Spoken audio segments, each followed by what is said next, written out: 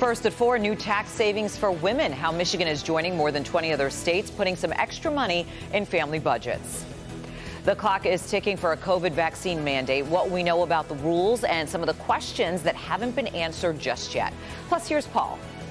Well, most of us had more clouds than sun, but here comes the sun. The next few days are looking spectacular. I'll have your forecast straight ahead. This Hollywood actor has been keeping a secret from the public. The guy read my chart and said, HIV positive. Why do they send me these people? Put the chart down and left and never came back. Today, he comes out about the pain and the progress since learning he has HIV.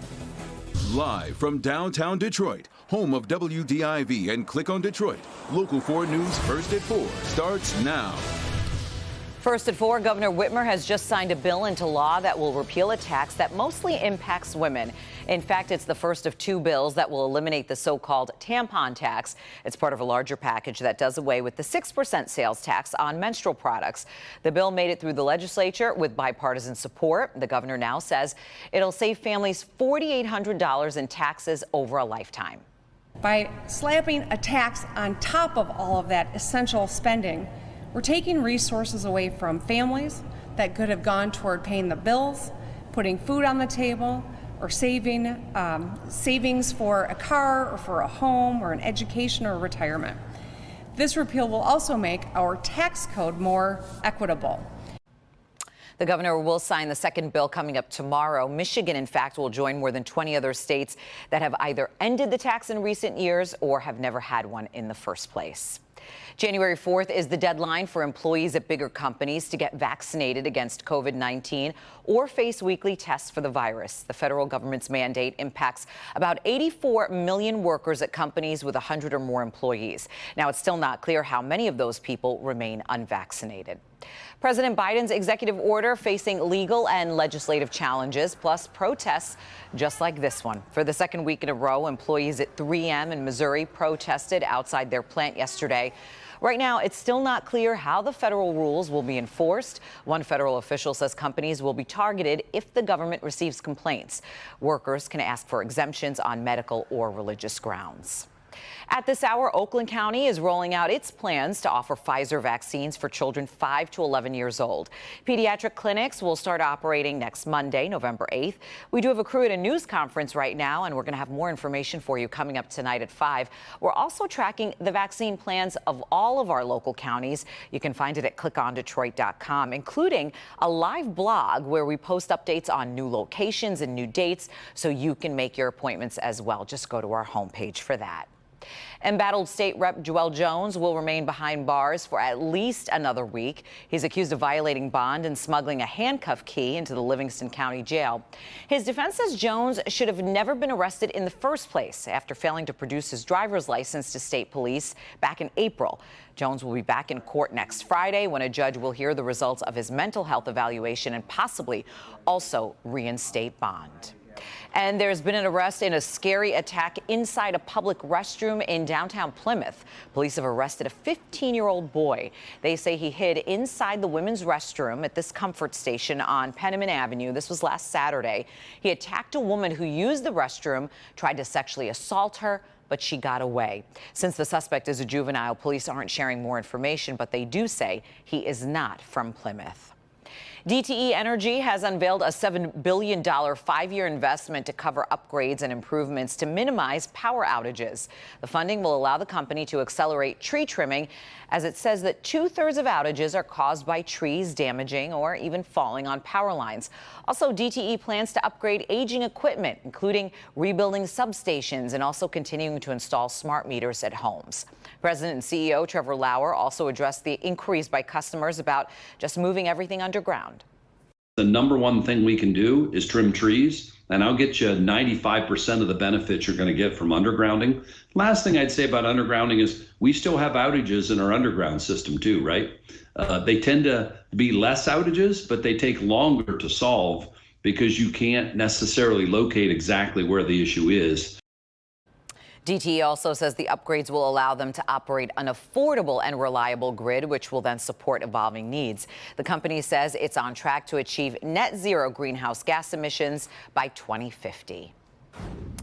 We've seen some sunshine break through the clouds here in downtown Detroit on this Thursday, but we seem to be stuck right there in the chilly 40s.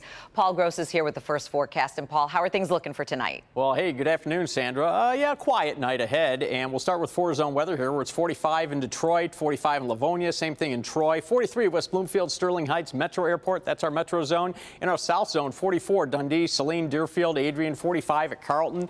In our west zone, 41 right now, only 41 in Milford, 42 Whitmore Lake, 42 in Howell. Gregory, you're at 43 degrees. And in our north zone, 41 Deckerville and Sandusky, 43 in Emmett, 41 Romeo and Oxford, 45 in the Blue Water area at Port Huron. You can see all the clouds here, and if you notice, back across the lake, it's clear. That's just that cold air coming across those warm waters. This is lake effect cloud cover. We see it every year, but no weather problems. If you're heading down to LCA for the Pistons game tonight, it'll be dry. Temperatures initially in the low 40s, and then when you leave the game to go to your car, it's going to be in the 30s, Sandra, but not much wind chill. But the good stuff is just around the corner. I'll tell you about that in a few.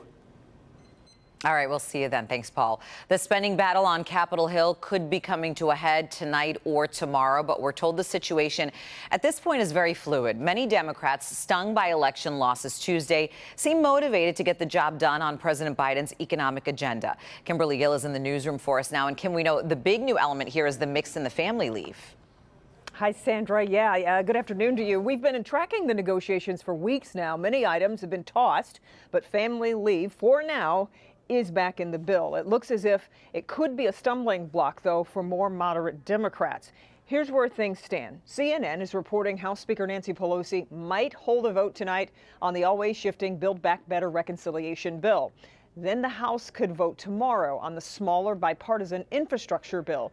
Right now, the reconciliation bill is worth nearly $2 trillion, though Pelosi says a joint tax report shows its priorities are all paid for. It's a big bill, now more than 2,100 pages long. House leaders put paid family leave back in the bill, but Democratic holdout Senator Joe Manchin says it doesn't belong there and there's a better way. When there's participation between the employer and the employee, from the small companies, small businesses that I represent all over West Virginia and all over the country, but basically it should be participation. We can do that in a bipartisan way. We can make sure it's lasting. With all the respect in the world for the point of view he represents, I disagree. I think that this is appropriate for this legislation. It fits very comfortably with child care, health care, home care, family and medical leave, and it has the full support of our caucus.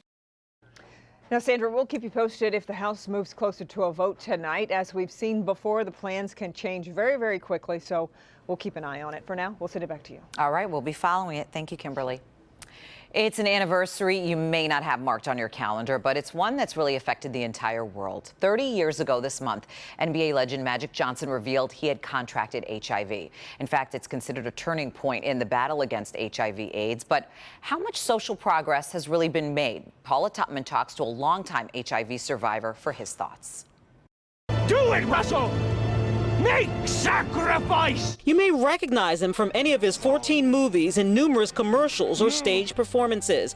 That guy who usually plays the bad guy. You are one. Today, 60-year-old Dennis Kleinsmith tells me about the most difficult role he's ever had to play.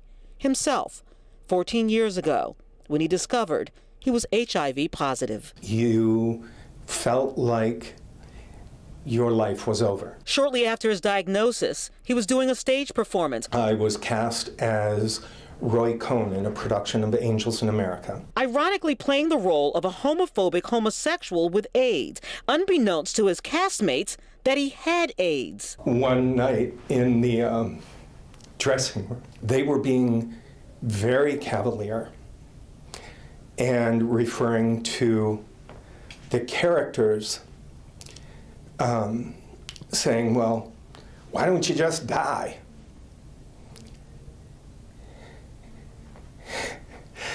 And I had to leave the room. I had yet to come back into feeling human. I was still feeling like that minority that deserve to be shunted off to the side.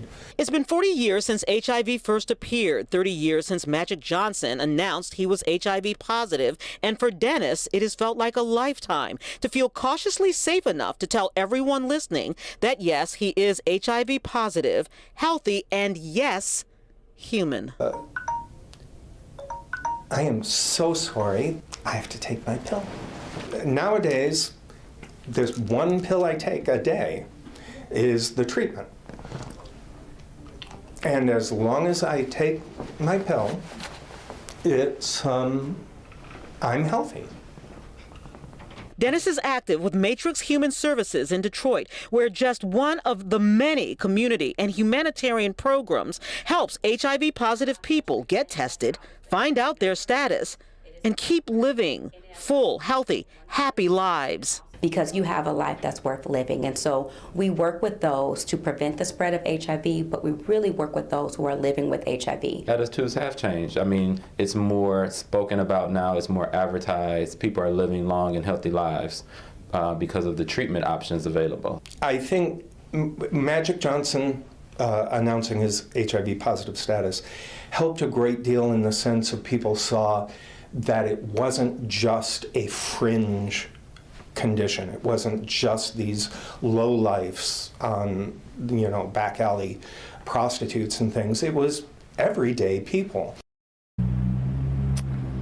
So let's talk about some of that progress. We're talking about pharmaceuticals that can make you undetectable, which means you can't spread the HIV virus, as well as drugs so that you can't contract HIV. Services like Matrix Human Services, by the way, they wrap their whole arm or arms around people to make sure that they have resources and education and to shore up their care and support system.